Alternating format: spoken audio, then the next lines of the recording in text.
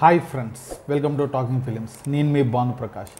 ఈరోజు మనం మాట్లాడుకోబోయే cinema last year Kannada ఇండస్ట్రీలో రిలీజ్ అయిన సినిమా, కన్నడ సినిమా.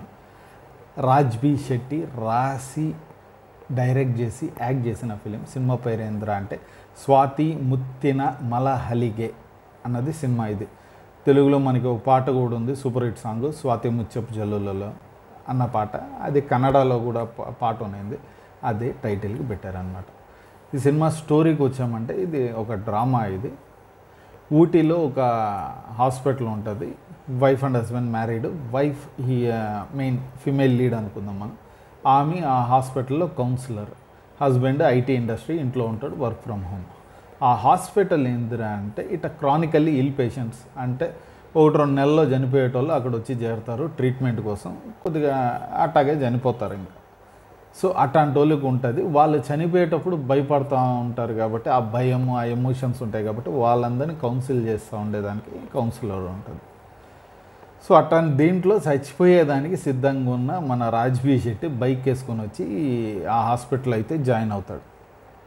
జాయిన్ అయ్యి ఏం చెప్తాడు, నా కౌన్సిలింగ్ అవసరం లేదబ్బా అంటాడు. స్పెషల్ రిక్వైర్మెంట్ ఏంద్రా అంటే నా రూమ్కి విండో ఉండాలా అన్నట్టుగా చెప్తాడు అనమాట. సో మనోడు స్టార్టింగ్ నుంచి కొద్దిగా డిఫరెంట్గా ఉన్న క్యారెక్టర్. సో ఈ మీ కౌన్సిలర్ వాడి రూమ్లో నుంచి గంజాయి దొరికినప్పుడు డాక్టర్ వచ్చి వెళ్ళి ఒకసారి వాడిని కలువు అన్నప్పుడు వెళ్ళి కలుస్తుంది. ఆ తర్వాత వాళ్ళిద్దరి మధ్య పరిచయం, ఈ కౌన్సిలర్ వచ్చి వాడిని ప్రేమించడానికి ఇదయ్యి ప్రేమిస్తుంది. ఇన్ఫ్యాక్ట్ వాళ్ళ అమ్మలకు కూడా చెప్తుంది అనమాట.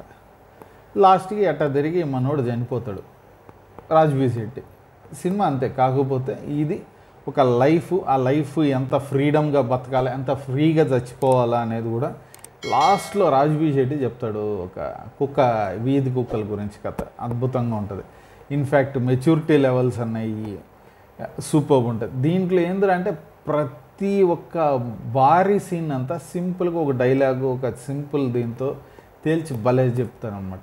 ఈ సినిమాలో పాజిటివ్స్ ఏంది, ఫస్ట్ పాజిటివ్ ఏంద్రా అంటే బ్యాక్గ్రౌండ్ మ్యూజిక్.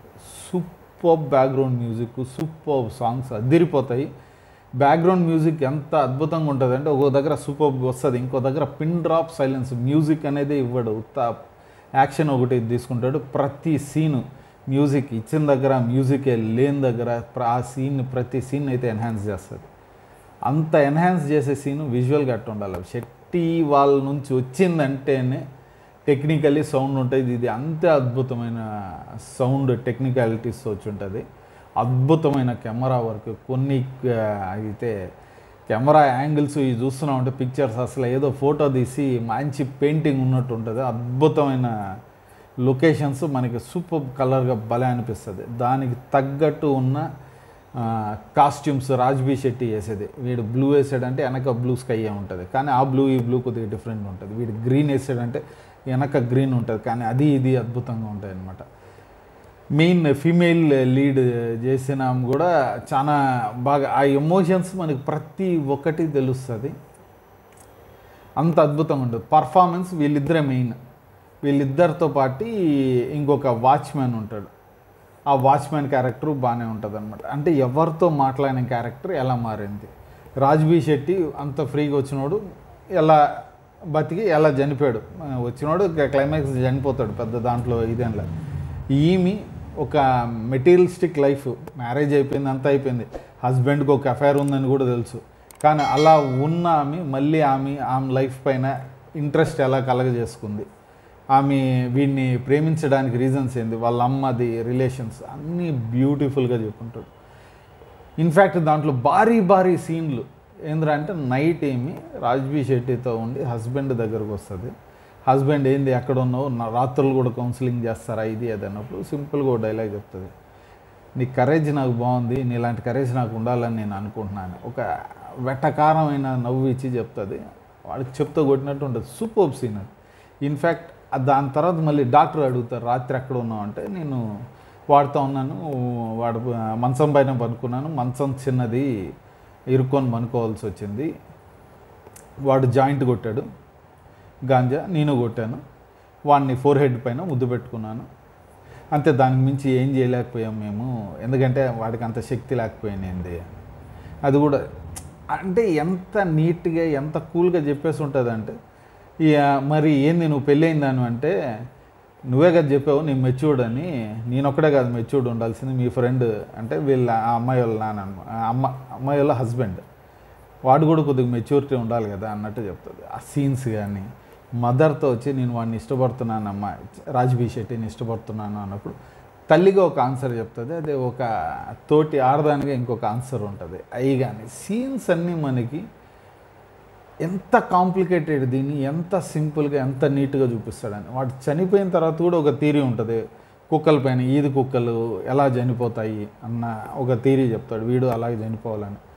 అది కాకుండా వీడు మామూలుగా ప్రతి ఒక్కరు క్రానికల్లీ ఇల్ పేషెంట్స్ కాబట్టి చనిపోతారు కాబట్టి వాళ్ళు ఒక్కొక్కరు వాళ్ళకి నచ్చిన చెట్టుని అక్కడ నాటమని చెప్తా ఉంటారు. వీడు ఒక చిన్న మామూలు తెల్ల పూలు చెట్టు దాన్ని ఏమో అంటారు, అబ్బా మర్చిపోయాను వాడు పేరు చెప్పాడు, ఆ చెట్టుని నాటాలి. కామన్ ప్లాంట్ ఎందుకు అని అడిగినప్పుడు దానికి ఒక ఆన్సర్. ప్రతి ఒక్కటి మనల్ని కూర్చోబెట్టి ఆలోచింపజేస్తుంది, మనం కరెక్టే కదా అన్న మనకి ప్రతి ఒక్కటి సీన్ కూడా మనకు ఉంటుంది. మనకి ఫ్రేమింగ్ డైలాగ్ చాలా స్లోగా అయితే పోతుంది. ఇది మనకి మనం ఇరానియన్ సినిమాలు చూసినప్పుడు స్లోగా వెళ్తుంది కానీ అద్భుతమైన స్టోరీతో గ్రిప్పింగ్తో ఉండి చెప్తుంది చూడు, అట్లాంటిదబ్బా ఇరానియన్ సినిమాలు కూడా టక్కర్ ఇవ్వగలుగుతుంది. అంత అద్భుతమైన సినిమా, అంత అద్భుతమైన పర్ఫార్మెన్స్లు అయితే ఉన్నాయి. కెమెరా వర్క్, ఎడిటింగ్, మ్యూజిక్ అన్నీ సూపర్. దీంట్లో ఇంత అద్భుతమైన సినిమా ఫ్రెండ్ చెప్పిన తర్వాతే చూశాను నేను. మనకి కన్నడ సినిమాలు రావు, కొద్దిగా వీడు పబ్లిసిటీ కూడా ఏం చేయలేదు ఇంత మంచి సినిమాలు అన్నట్టుగా అనుకున్నా. ఈ సినిమా ఎవరెవరు చూడవచ్చు. డ్రామాస్ మీకు ఇంట్రెస్టా, డోంట్ మిస్ ఇట్. ఒక మంచి సినిమా చూడాలనుకున్నారా హ్యాపీగా మీరు మిస్ చేయకుండా చూడండి. అద్భుతమైన ఒక ఎక్స్పీరియన్స్ వస్తుంది సినిమా, అంత బ్యూటిఫుల్ సినిమా ఇది. పిల్లలతో చూడొచ్చు అంటే పెద్ద మనకి వల్గర్ కానీ ఏం ఉండవు పిల్లలతో చూసేదానికి. కాకపోతే ఆ కాన్సెప్ట్ పిల్లలకి ఎక్కుతుందా అన్నదే కష్టం. ఎందుకంటే మనం పిల్లలు ఉన్నప్పుడు జాకీ చాన్ సినిమాలు చూసాం, కొట్టుకున్నామా అటు ఇటు అయిపోతుంది, వెళ్ళిపోతాం. వీళ్ళు కూర్చొని మాట్లాడుతా ఫిలాసఫీ మాట్లాడుతూ ఉన్నారు అనుకో మనకి పిచ్చిలేస్తుంది. ఆ ఒక్కటే కానీ హ్యాపీగా పిల్లలతో కూర్చొని చూడవచ్చు. ఈ ఫిలాసఫీ వాళ్ళకి ఎక్కువ సాగు. సో మీరు మాకు ఎక్కుతుందబ్బా మేము కొద్దిగా మెచ్యూర్డు మా ఫ్యామిలీ అంతా అంటే హ్యాపీగా కూర్చొని చూడండి. లేకుంటే పిల్లలకు బోర్ కొట్టే అవకాశాలు ఉంటాయి. ఇన్ఫ్యాక్ట్ మీరు ఈ స్లో పేస్ మనం తీసుకోలేము ఇది అది అనుకుంటే మటుకు రెగ్యులర్ కమర్షియల్ సినిమా లవర్లు కొడితే పైకి లేయాలంటే మటుకు లైట్ తీసుకోండి. లేదు మంచి సినిమా చూడాలనుకుంటే మటుకు ఇది ఒక ఎక్స్పీరియన్స్ ఇస్తుంది మీకు. అండ్ ఈ మధ్య మనం చెప్పినప్పుడు రాజ్బీ శెట్టిది టోబీ కూడా చెప్పున్నాం. ఆ శెట్టి కన్నడ ఇండస్ట్రీ అంటే ఈ శెట్టి బ్యాచ్ అన్నట్టు ఉంటుంది. రక్షిత్ కానీ రిషబ్ కానీ రాజ్బీ కానీ వీళ్ళందరిలో మళ్ళీ ఒక కామన్ ఇంకొక శెట్టి ఉన్నాడు, అతని పేరు తెలియదు.